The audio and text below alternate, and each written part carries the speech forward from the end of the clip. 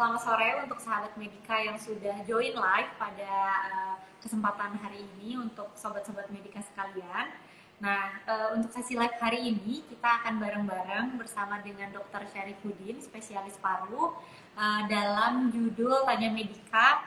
Judulnya adalah asap rokok versus napas sehat, siapa yang menang. Nah, jadi bareng-bareng dengan Dr. Syarifuddin mungkin 30 menit sampai 1 jam ke depan akan ngobrol bareng sama Dr. Syarifuddin, spesialis paru.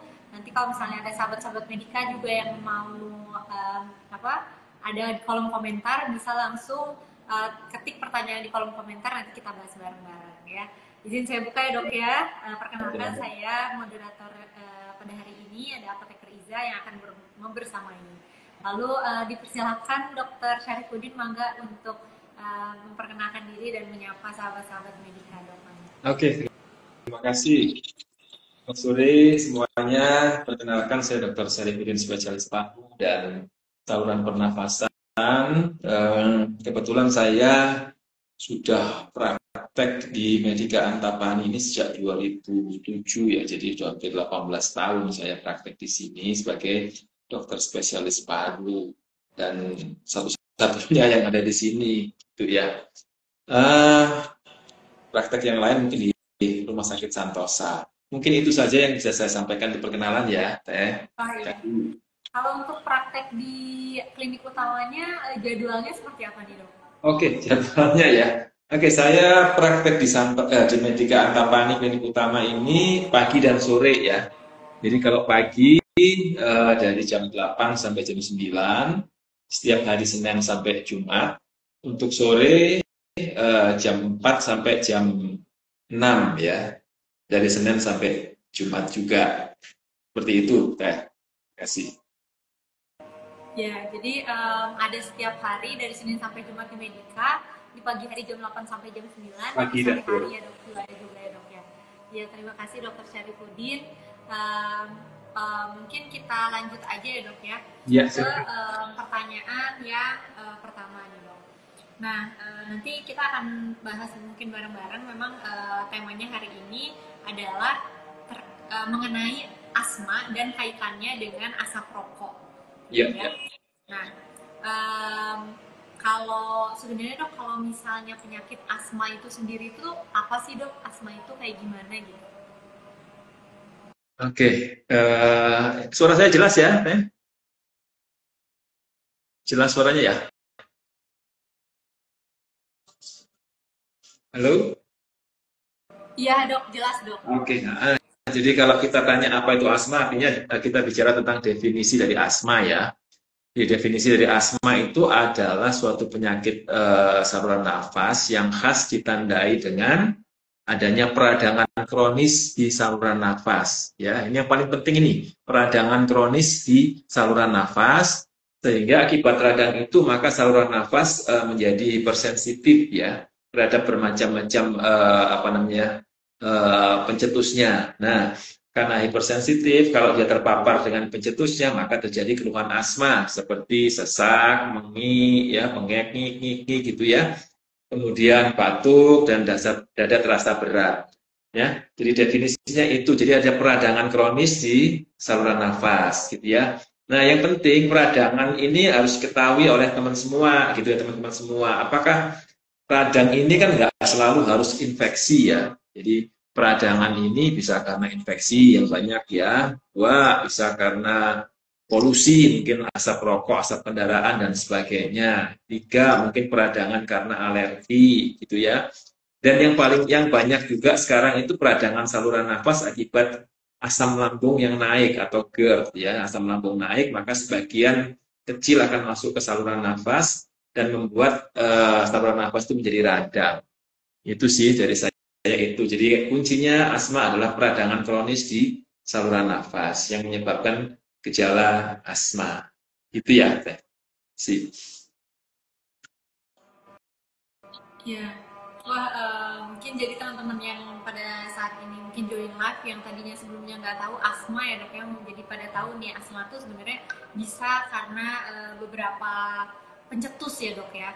Jadi nggak cuma apa, sebenarnya asma itu penyakit genetik gitu dok, misalnya dari bawaan, misalnya keluarga ada yang punya asma, Iya. jadi kita bisa punya asma juga gitu dok, genetik atau enggak dia bisa juga dok sebenarnya genetiknya nggak ada tapi dia kena asma karena misalnya karena lingkungan, terus Ya, asap betul, betul. rokok, polusi, atau enggak misalnya bekerja di tempat yang misalnya terpapar apa Ya. zat-zat yang bisa menyebabkan asma, itu sebenarnya bisa nggak sih dok? Oke. Jadi memang hampir semua penyakit ya kalau kita hubungkan secara genetik itu pasti ada hubungannya. Cuman besar kecilnya itu yang masih butuh penelitian yang lebih lanjut ya. Tapi kalau pada penyakit asma ini kan sama dengan penyakit alergi yang lain ya, seperti rinitis ya, kalau meler, mampet, dok pagi itu kan juga penyakit alergi ya.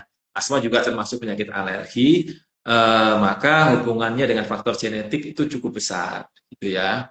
Jadi untuk pasien-pasien atau orang tua yang menderita asma, memang kemungkinan menurunkan ke apa namanya anak-anaknya itu lebih besar. Tapi harus diketahui bahwa tidak semua pasien atau seseorang yang asma itu akan menurunkan penyakit alergi yang berupa asma juga, gitu ya. Bisa aja menurunkan ke penyakit alergi yang lain. Misalkan seseorang yang asma, anak-anaknya bisa menderita rinitis ya, alergi di hidung, bisa menurunkan penyakit alergi di mana kulit dan sebagainya. Jadi secara genetik memang ada gitu ya.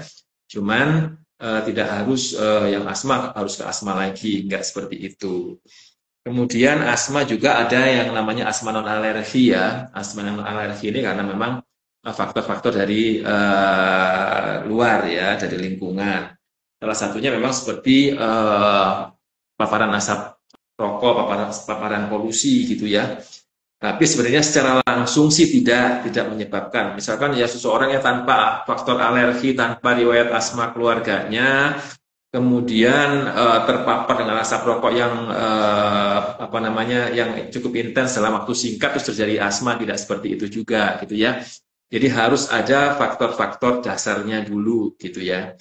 Seseorang yang mungkin punya riwayat alergi, punya riwayat asma di keluarga, kalau ditambahin dengan asap rokok kan, asap rokok itu kan memang langsung menyebabkan peradangan di saluran nafas. Sementara tadi kita dari awal definisi dari asma adalah peradangan kronis di saluran nafas. Jadi dengan asap rokok itu, ya maka seseorang yang sebelumnya tidak punya asma, tapi dia punya keturunan asma, kalau merokok terus-menerus, maka akan bisa tercetus jadi seseorang yang menderita asma. Itu sih teh. Oke. Nah, iya, jadi nggak, kalau misalnya kita nggak punya genetiknya asma, tapi kita terkena peradangan, itu juga bisa jadi apa, punya penyakit asma gitu ya dok ya, Ya, karena faktor yang tadi ya. Em, nah, sebenarnya bahaya. Nah, sebenarnya kalau misalnya bahaya dari merokok itu kan juga banyak nih ya dok ya. Terus kan perokok juga ada dua gitu, ada perokok pasif sama perokok aktif gitu ya dok ya. Nah, yang tadi udah dokter jelaskan bisa juga, berarti dua-dua perokok aktif dan perokok pasif ini tuh sebenarnya merupakan faktor risiko terkena asma ya dok. iya, iya. Ya, jadi begini ya, yang mungkin perlu diketahui oleh teman-teman semua bahwa rokok itu memang ya menyebabkan penyakit, terutama penyakit di saluran nafas, karena dia akan langsung masuk ke saluran nafas dan paru-paru, ya. Yang dalam waktu singkat, ya, dalam waktu 1-2 tahun, beberapa tahun singkat gitu ya, memang bisa terjadi asma pada mereka yang punya potensi asma. Tapi yang lebih banyak lagi, penyakit akibat rokok itu disebut PPOK, penyakit paru obstruksi kronis ini. Misalkan seseorang merokok dari usia SMP sampai usia 55. Nah, pada saat itu nanti muncul keluhan seperti asma gitu ya. Ya ada batuk, ya sesek, ya bengek gitu ya. Dadanya juga berat. Nah, itu bukan asma, tapi penyakit paru obstruksi kronis. Ya, nah, harus dibedakan antara asma dan PPOK, penyakit paru obstruksi kronis ini. Kalau asma akibat peradangan saluran nafas, Kalau PPOK itu akibat kerusakan di saluran nafas dan paru-paru akibat asap rokok. Ya, jadi dibedakan ini yang paling penting harus diketahui sama perokok ya. Kalau asma, sekedar asma kan ada hanya karena peradangan ya. Kalau radangnya dikurangi, diturunkan bisa normal lagi seperti orang sehat. Sementara yang saya sebutkan tadi yang terakhir PPOK, penyakit paru obstruksi kronis ya, terjadinya biasanya usia 50, 55 pada perokok berat yang sudah puluhan tahun, maka karena kerusakan paru-paru dan saluran nafas maka tidak bisa sembuh. Gitu ya, karena kerusakan kan ya. Lain dengan asma. Itu ya, dan perokok pasif ataupun perokok aktif ya sama saja sih sebenarnya bisa terjadi asma dan nanti pada apa namanya di tahun-tahun puluhan tahun ke depan bisa terjadi juga yang namanya PPOK yang saya sebutkan tadi. Cuman tetap saja ya namanya rokok, perokok aktif itu dia menghirup asap rokok apa namanya mainstream dan side stream ya. Mainstream itu asap rokok yang dia hisap ke dalam gitu ya, itu terus dibuang. Nah, tapi dia juga menghirup yang side streamnya, asap yang ada di sekitar. Sementara perokok pasif memang relatif dia hanya menghirup asap yang side streamnya atau asap hasil pembakaran rokok dan juga yang dihembuskan oleh seorang perokok. Jadi memang yang paling bahaya memang tetap ya pada perokok. Tuh teh. Iya. Wah, jadi ini ya dok ya, tadi ada perbedaan antara penyakit asma dan PPOK tadi ya dok. Nah, sebenarnya kalau misalnya asma itu bisa menjadi PPOK nggak sih dok? Kalau misalnya pasien-pasien yang terkena asma peradangan bertahun-tahun, apakah bisa terkena PPOK juga atau bagaimana dok? Suaranya nggak jelas. Kenapa teh? Ya, terkait pasien-pasien asma nih dok, misalnya pasiennya udah punya asma, nah apakah pasien-pasien asma tersebut itu menjadi faktor risiko juga untuk PPOK dok, tadi kerusakan yang Oh gitu. penyakit. Iya, iya, iya, iya. Jadi memang beda ya antara asma dan PPOK karena penyebabnya beda gitu ya. Kalau asma dia peradangan kronis saluran nafas yang tidak merusak ya. Tapi kalau PPOK peradangan juga sama peradangan sebenarnya, tapi dia merusak paru-paru dan saluran nafas.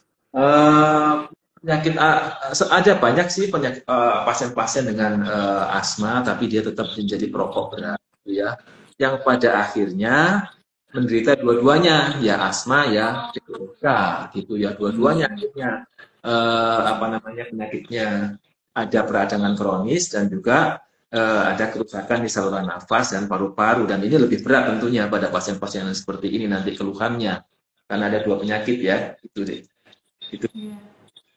Jadi bisa dua-duanya nih dok ya. bisa. Sebenarnya gejala apa sih dok yang harus kita waspadai deh dok ya, kalau misalnya ternyata kita kan tiba-tiba kan ada yang berpikir tadi masih apa mikirnya asma itu karena genetik gitu. Nah tapi misalnya pada saat dewasa ternyata tiba-tiba punya asma gitu dok. Nah sebenarnya gejala-gejala awal apa sih dok yang harus kita waspadai ya dok ya, nggak hanya di Ya, dewasa tapi di anak-anak gitu. Kalau biar aware, oh ini bukan batuk biasa tapi terkena asma. Nah itu tuh kira-kira tuh gejalanya seperti apa sih dok yang bisa kita apa ya. ketahui gitu. Oke, untuk gejalanya ya, Teh, ya. Jadi gejalanya pada asma itu memang ya yang paling sering adalah sesak, gitu ya. Sesak, batuk, kemudian bunyi mengi, gitu ya. Bunyi mengi pada saat akhir ekspirasi atau akhir mengeluarkan nafas.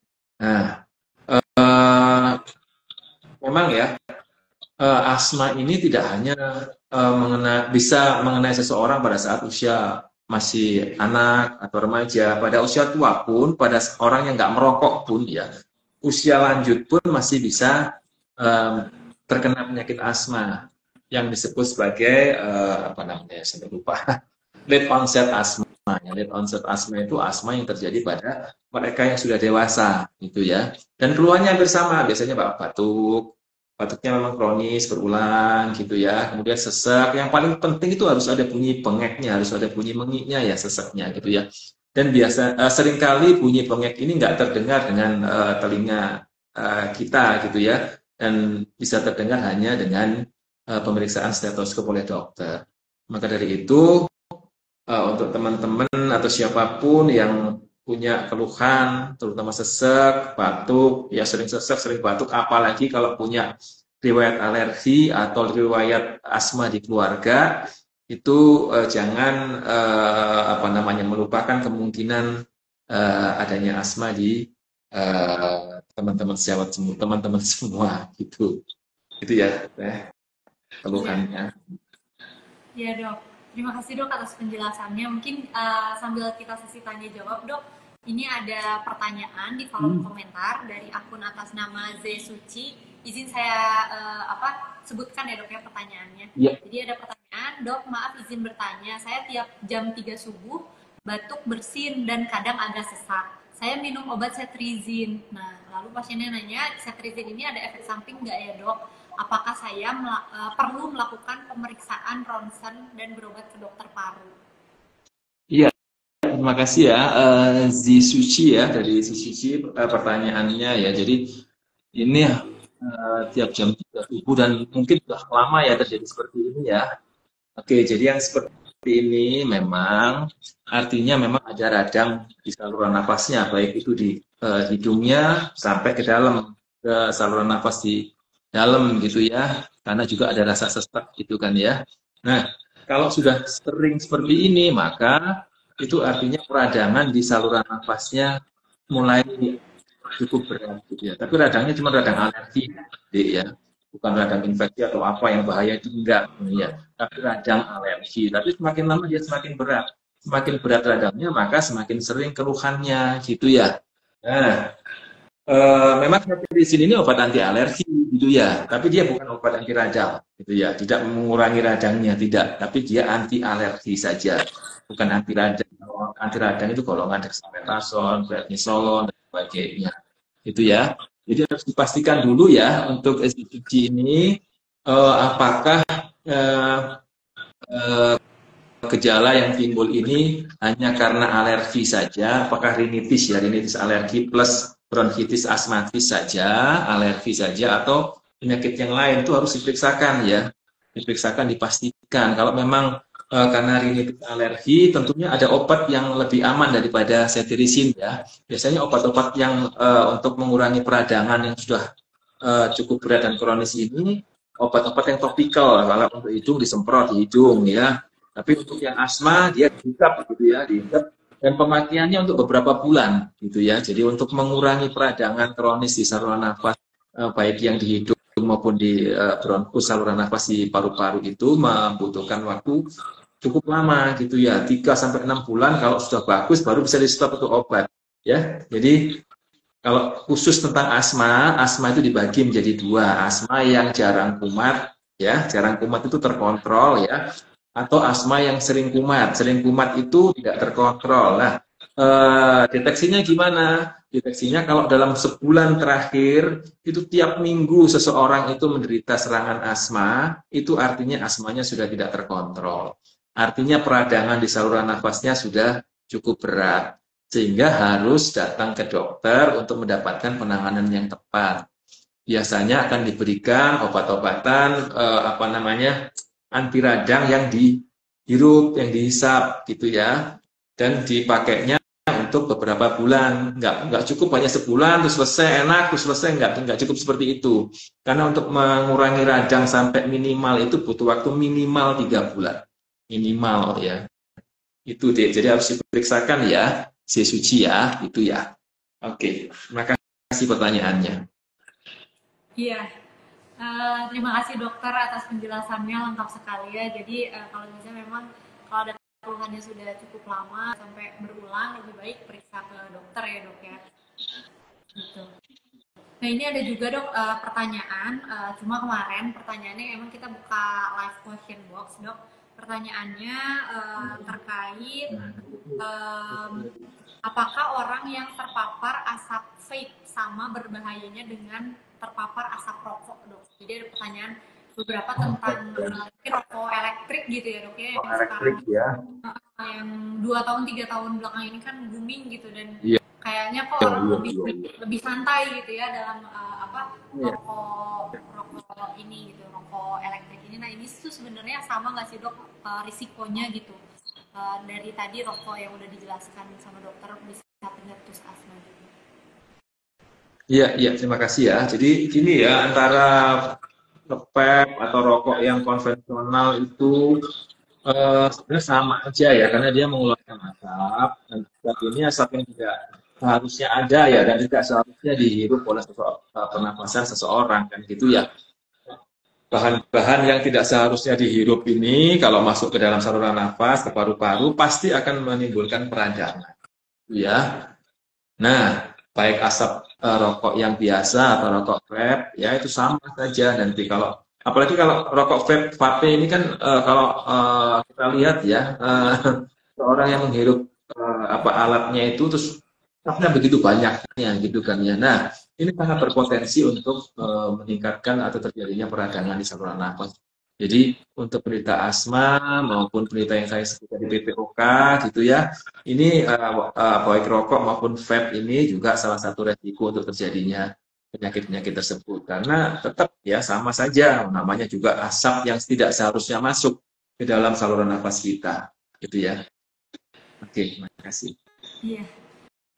Jadi lebih aware juga ya dok ya, karena tadi dok kata kuncinya tadi bagus banget menurut saya, karena asap yang tidak seharusnya masuk ke dalam tubuh ya dok ya. Jadi Iya, dimasukkan apa sih asing tersebut pasti ada beberapa respon tubuh yang menolak juga ya dok, makanya terjadi yang tidak baik. Ya.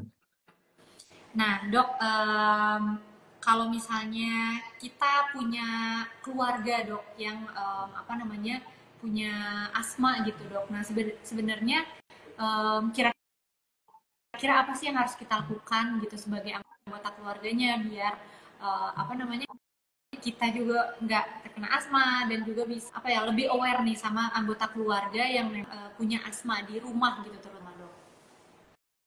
Iya, iya, iya. Oke, terima kasih ya pertanyaannya ini. Jadi untuk seseorang yang punya asma, untuk keluarganya apa yang bisa dilakukan? Yang pertama, ya memastikan memang tidak ada asma dari keluarga tersebut ya. Nah, yang kedua, apa menghindarkan apa namanya paparan-paparan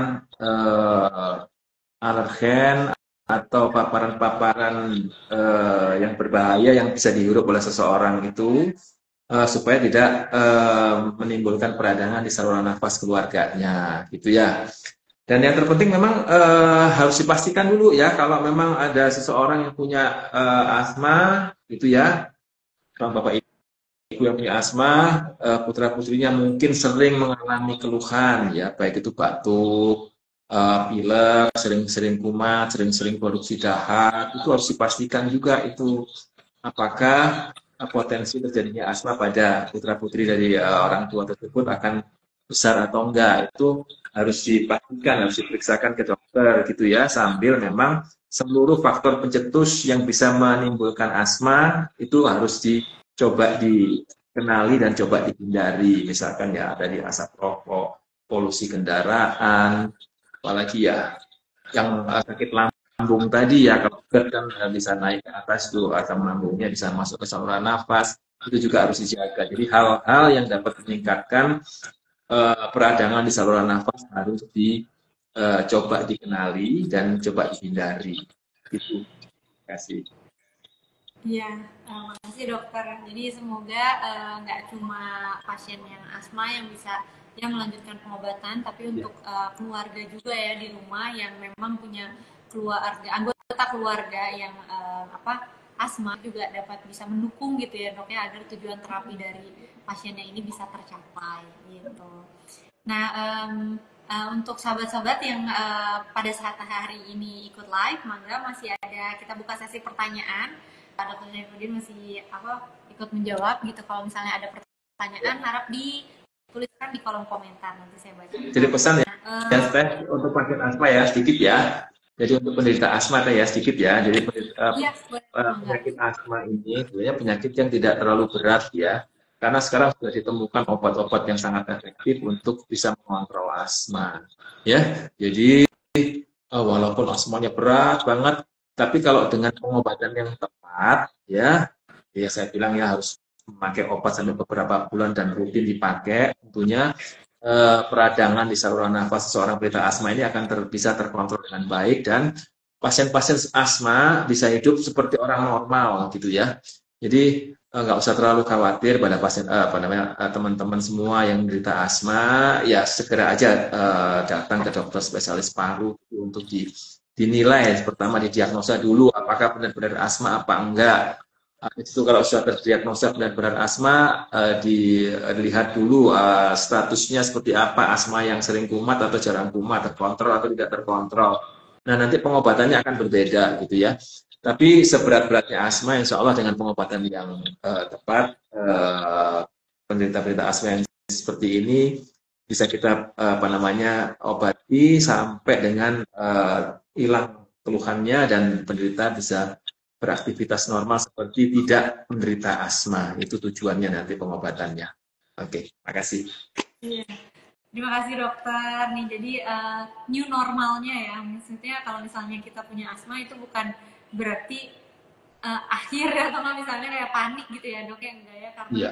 udah banyak obat yang diciptakan juga terus asma adalah salah satu penyakit yang apa penyakit kronis yang di cover oleh BPJS Kesehatan gitu jadi untuk pasien-pasien yang memang menderita asma itu bisa pengobatan melalui BPJS Kesehatan dan juga bisa kembali normal gitu ya dok ya bahkan bisa sampai lepas obat ya dok ya kalau misalnya memang Iya, harusnya tidak memerlukan obat lagi kalau sudah terkontrol baik ya.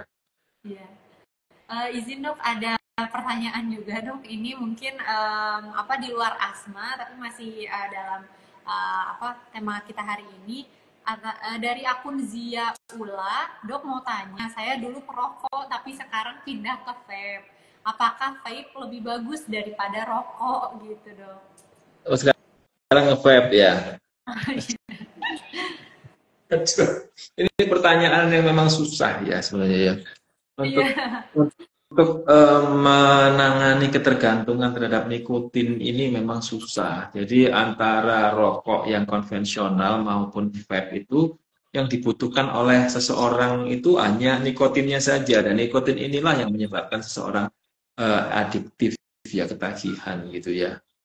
Tapi sebenarnya kalau dulu itu ya vape itu digadang-gadang bisa menggantikan rokok ya rokok konvensional pada perokok-perokok berat ya pada perokok-perokok berat yang konvensional ya yang biasa itu ya itu kan eh, zat-zat yang dikandung ya zat-zat baik itu yang menyebabkan peradangan maupun zat-zat yang karsinogen atau yang menyebabkan terjadinya kanker dan sebagainya itu cukup banyak sangat banyak ya yang di rokok konvensional karena apa? Karena di rokok konvensional itu dia membakar tembakau. Daun tembakau terbakar kan ya, terbakar, di situ ada tar dan sebagainya, itulah yang paling bahaya, gitu ya. Yang paling menyebabkan produksi banyak hal-hal zat-zat yang berbahaya. Tapi ternyata setelah diganti dengan seseorang yang merokok perokok berat itu memang zaman dulu memang dianjurkan untuk ganti deh ke vape gitu, nge-vape gitu ya. Karena apa? Kalau vape itu kan nggak membakar daun tembakau ya, hanya membakar apa? Membakar memanaskan konsentrat dari nikotin saja gitu ya. Nah, ternyata setelah berganti ke vape, biasanya eh, kadar nikotin yang di vape itu kurang gitu ya kurang tidak sama dengan kadar yang nikotin yang didapatkan dari rokok dan biasanya mereka-mereka ini selain nge-vape tetap rokok itu ya nah, itu yang jadi nggak bagusnya selain itu walaupun seseorang yang sebelumnya nggak ngerokok rokok-rokok biasa terus langsung nge-vape gitu ya sama aja sama-sama bahayanya karena kita nggak tahu apa yang terkandung di dalam vape-nya itu gitu ya bahan-bahan di vape-nya itu loh cairannya segala macam itu apa bahan-bahan yang terkandung itu dan dari penelitian juga ternyata kandungan dari asap dari vape itu ke vape itu juga cukup banyak karsinogennya yang menyebabkan kanker juga cukup banyak mereka zat-zat yang berbahaya yang lainnya juga cukup banyak walaupun ya memang kalau dibandingkan dengan yang rokok biasa memang tidak apa namanya ada kurangnya lah ya karena tidak membakar nikotin tadi daun tembakau tadi. Tapi tetap saja ya masih banyak zat-zat yang berbahaya yang terkandung di asap vape. Apalagi vape ini atau vape ini asapnya kan cukup banyak dan sangat banyak kalau menurut saya dibandingkan dengan rokok biasa kan jauh banget ya gitu. Jadi memang tetap harus dihindari ya baik itu rokok yang konvensional maupun rokok-rokok elektrik atau vape dan yang lain-lainnya gitu ya yang banyak beredar lah sekarang di masyarakat. Itu terima kasih. Iya, terima kasih dokter penjelasannya. Jadi tetap ya dok ya dengan namanya zat asing tadi yang masuk ke dalam tubuh itu memang Nah, risikonya cukup banyak gitu ya dok. dari Nah ini penelitian ada pertanyaan lagi dok. apa lagi? Pertanyaan lagi dari akun Medina Syifa, dok mau tanya, kalau stres itu sebenarnya jadi salah satu indikasi kambuh asma juga nggak sih dok? Stres. Apa? Saya punya riwayat asma. Kalau saya stres atau under pressure, itu saya suka Oh iya, mendadak iya, sesak iya, nafas gitu. iya, Jadi iya, stres, iya, iya, apakah itu menjadi pencetus asma juga dok kalau stres itu? iya, iya. Jadi pencetus asma banyak ya. Jadi asma tadi kan keadaan kronis, pencetusnya macam-macam. Bisa dingin, bisa debu, bisa makanan, gitu ya. Yang lain juga adalah stres. Stres baik stres fisik maupun stres psikis ya. Jadi pada pasien orang-orang yang menderita asma gitu ya, anak-anak gitu ya mau ujian gitu, mau ujian pas ujian sesak karena apa ya? Karena stres gitu ya. Dan salah satu pencetus dari asma memang faktor stres psikis. Tapi masih banyak lagi ya yang faktor pencetusnya. Stres psikis pun juga ada, fisik pun juga ada. Seseorang yang kalau olahraga pasti akan sesak. Nah, itu dianjurkan untuk pakai obat semprot dulu baru olahraga. Ya, itu ya, bisa. Psikis bisa mencetuskan asma. Iya, iya. Mungkin ini ada pertanyaan terakhir dok sebelum kita tutup sesi live pada sore hari ini. Dari akun Sapitri Pipit, dok mau tanya untuk pasien asma yang menggunakan obat hisap, kalau misalnya nggak kuat nafasnya dalam sekali hisap, apakah bisa dihisap 2 kali dok obatnya? Mungkin biasanya obat-obat yang dry powder mungkin ya dok ya, yang seperti Ya, yang Simetron. powder ya, betul. Yang serbuk biasanya ya, oke. Ya, oke. Terima kasih ya. Jadi prinsipnya pengobatan asma terbaru memang obat-obat yang dihisap. Ya, karena apa? Karena dengan memakai obat-obat yang dihisap, maka dosis yang masuk ke dalam tubuh kita itu sangat minimal gitu ya. Sangat kecil dibandingkan dengan dosis obat yang diminum ataupun diinjeksi ya. Jadi memang pilihan memang obat-obat inhalasi, obat-obat yang dihisap, yang diuap, yaitu pilihan, gitu ya. Nah, memang bermacam-macam ya apa namanya obat-obat inhalasi untuk asma. Ada yang semprot ya, semprot yang kayak apa ya, cos-cos gitu ya. Itu ada juga yang bentuk serbuk sehingga butuh kemampuan untuk menghisap yang lebih lagi, gitu ya. Ada yang diuap dan sebagainya. Nah, tergantung dari kondisi pasien sebenarnya ya. Kalau kondisi pasiennya sesak berat, memang harusnya lebih dipilih alat-alat atau obat-obat inhalasi yang tidak memerlukan Kekuatan tarik usaha nafas. hisap yang berat, yang besar gitu ya. Seperti yang disemprot, ada yang disemprotkan. Kalau disemprot kan hanya cuma butuh koordinasi antara semprot sama hisapnya, gitu kan ya. Harus koordinasi harus pas. Tapi itu juga masalah. Hampir semua pasti salah itu ya antara koordinasi antara semprot dan hisapnya hampir pasti nggak sama gitu ya. Sementara untuk teman-teman yang sudah memakai alat-alat inhalasi yang yang serbuk ya, eh, memang diharapkan pada hisapan pertama itu sudah optimal gitu ya. Jadi diharapkan obat itu yang ada ya serbuk yang ada dalam alat itu bisa terhirup masuk ke dalam saluran nafas, tidak nyantol atau tertinggal di mulut maupun tenggorokan gitu ya. Karena kalau seperti itu tentunya akan tidak efektif hasil pengobatannya gitu ya. Jadi gini, kalau seseorang yang ngisepnya hanya pelan gitu ya, walaupun diulang beberapa kali pun obatnya pasti habis itu di dalam alat. Cuman dia hanya akan apa ya, eh, masuknya hanya ke mulut gitu ya, jadi nggak efektif. Sementara obat-obat yang dry powder itu atau yang serbuk itu diharapkan ya dengan dihisap kencang dan panjang dia bisa masuk ke saluran nafas. Karena yang sakit kan saluran nafasnya untuk asma gitu ya.